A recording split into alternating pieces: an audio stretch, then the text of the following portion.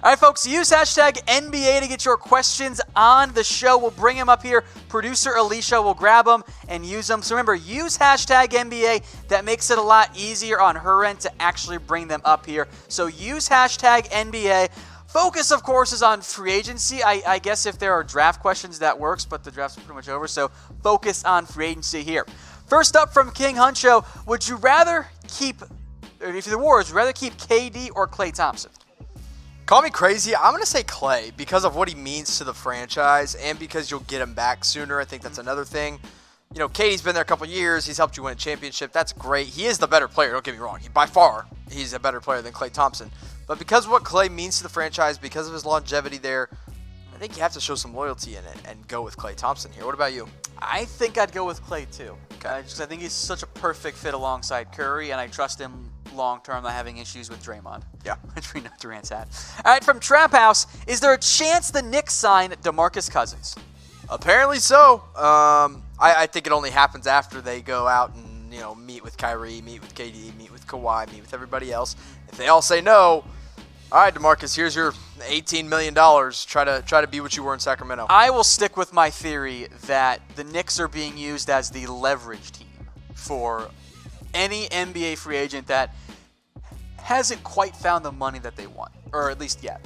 Yeah. I think Boogie fits in that exact same scenario. I think it definitely makes sense, but I don't think it's unrealistic for Boogie to go to New York. I don't think so either. Okay. I just don't think it's an ideal fit. All right, from Patrick Mattern, can Boston maybe make a run at Klay or Jimmy? Not me. I'm saying in Dallas. I won't be leaving for Boston anytime soon. But he obviously means Jimmy Butler. You don't get very many jokes about that, by the way. I'm gonna have to cut you off here. No, I don't. I actually don't think they will. I mean, can they? Yes, they have the money to do it, but I don't really see it happening. I think if they, you know, once everybody kind of leaves, they kind of just go, all right, Tatum, Brown, here's the keys. You know, bring back Terry Rozier. You have Gordon Hayward, you have Jaylen Brown, you have Jason Tatum. Do you need another off-ball wing? Yeah, I don't think so. Do you want Klay or Jimmy Butler to hinder the growth of Tatum and Brown? Like, is that really unless you're going to flip one of those guys for something really good at point or center, which then right maybe, but I think it makes more sense to go target a point guard or a center instead. So can they? Yes. Will they? No. All right, from Matt S., what can the Spurs do to get better? They don't have much, if any, real cap space. They got about $4 million, which right. Basically at that point you're better off just using the mid-level exception. Yeah, the biggest thing for the Spurs this summer is get DeJounte Murray ready to go. I think he will be a really good point guard next season. The guy out of Washington, he had a great rookie season. Went from there, but yeah, I mean, off-season wise, Rudy Gay is a free agent. I think they should look to bring him back if they want to stay competitive. And then also a guy that I really like for them, and call me crazy, I think he'll be in the running for most improved player next season, Lonnie Walker. Okay. I'm high on Lonnie Walker. Okay. I think he'll get a lot of run next season and be ready to go. I mentioned this to you. You didn't like it at all. I think they should go after Boogie and just install him. Give him 1 year as a potential center fit. Yeah, you're right. I did hate that. All right, from Hybrid, can Boston trade for Steven Adams? Yeah, they can. I actually think it makes some sense. I think it actually does make some sense, but I don't know what they're going to give Oklahoma City. I know Oklahoma City just wants the cap space. A first? Potentially? Yeah. Adams is kind of a weird trade piece because I don't know what his value is because Oklahoma City wants to get under the luxury tax. And in a bubble, Adams has more value than like just a random throw-in piece. Yeah. But only so many teams can actually do it. That limits the pool. What do you end up doing there? Maybe it is only like a draft pick. I think Boston fans would love Steven Adams, though. All right, from Jacob De La Garza, are the Mavs a championship team if they land Kemba? Go ahead and take it away, Crazy Jimmy. 120 million%. No, I think they are as high as a top 4 team in the Western Conference if everything clicks and if everyone's healthy. I think they are legitimately a chance to make a Western Conference Finals run, but you got to remember, we don't know how the landscape of the NBA is going to shake out. Like, we have no idea. Like, if the Lakers get, say, Kyrie, or they go get one more star, no, the Mavs will probably get bounced out by the Lakers at some point. If the Clippers get Kawhi Leonard, you can't count them out to go to the Western Conference or the championship. You know, are they a championship team? Yes, depending on what happens in the West, I would say. What would you say? Unbiased opinion. I think championship might be a little bit early if they only get Kemba. You're a hater, Tom.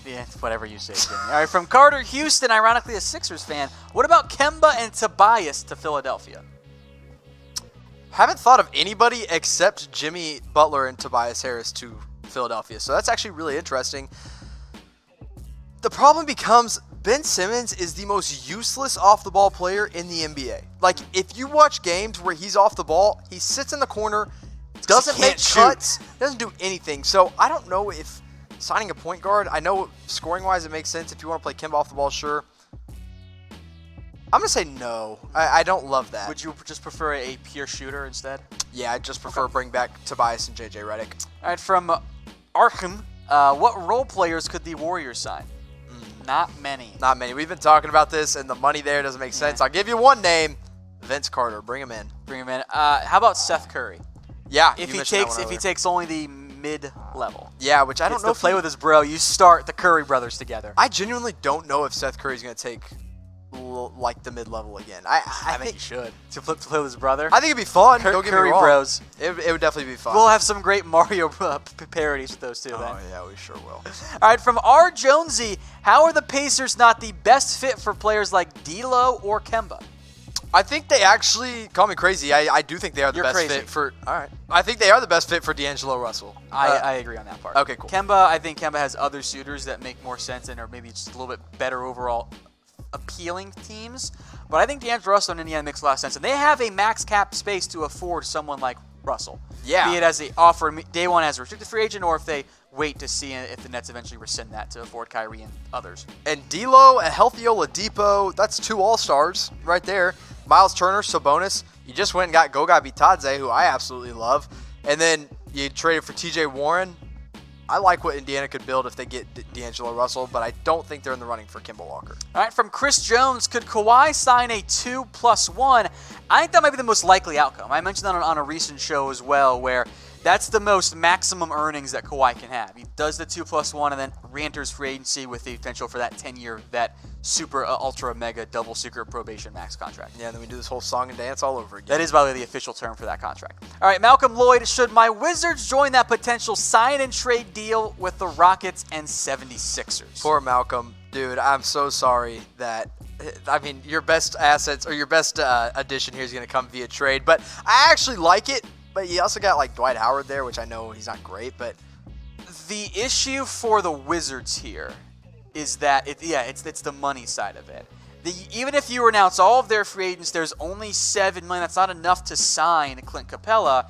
Now maybe you could utilize Jonathan Simmons somehow as part of a salary filler, but the money makes it really, really complicated. And Malcolm, do you want to trade a first-round pick for Clint Capella? No, that legitimately could be a lottery pick. Please do not.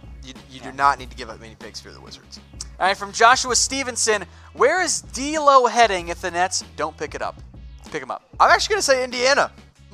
That's my prediction for him right now. I think another team, I can't remember what their cap situation looks like, but I'd watch out for Eastern Conference teams, so Orlando.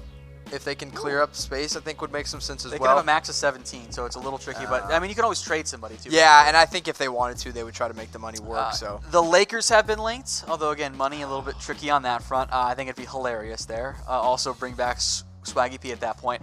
Minnesota wants to get D'Angelo Russell. And, by the way, apparently they called the Nets about a sign-and-trade involving Andrew Wiggins, which is just dumb.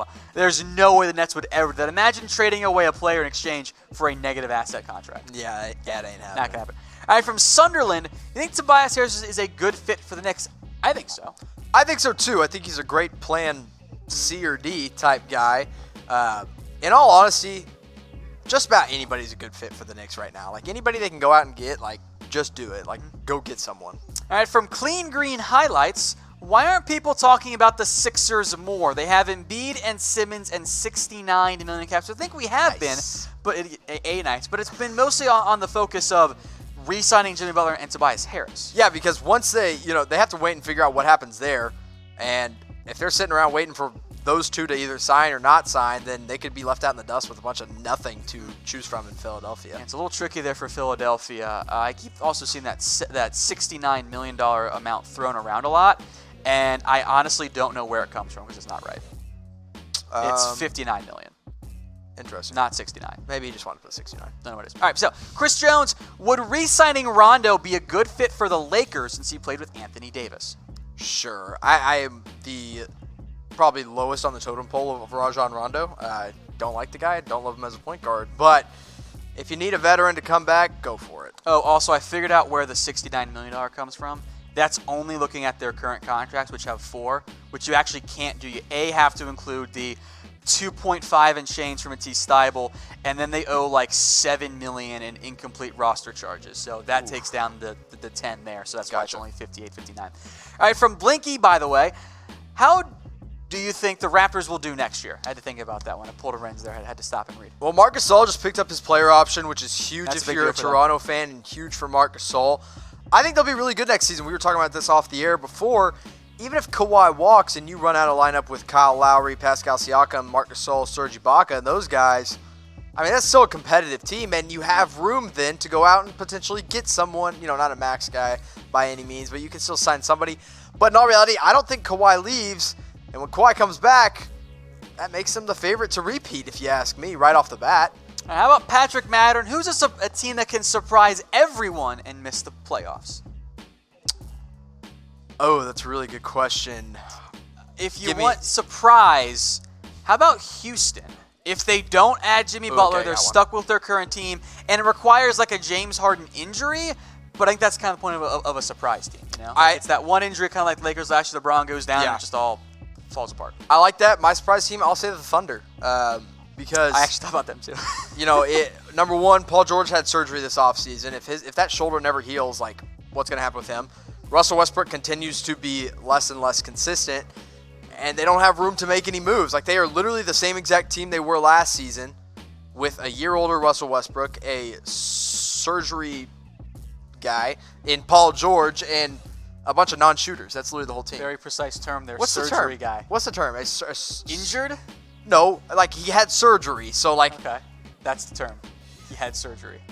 A recovering Paul George. There you go. Thank you, producer Alicia. All right, Rubes Magoobs, how big is the market for Kanter?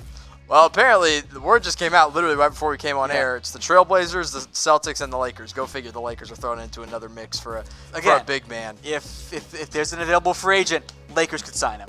Yeah, I think I could be a reporter and I could just say that every time someone hits the open market, it's the Lakers. Not really. You guys are great at your jobs. Kanter, I don't know what he's going to get because he had a really nice season in Portland, so I think he'll get a little bit of a pay raise. He's not a defensive player. He's not at all. He's like a big man 6 player. You know what I kind of like for him? New Orleans. Okay. I kind of like that fit. I could get behind that one there. I think that makes some sense.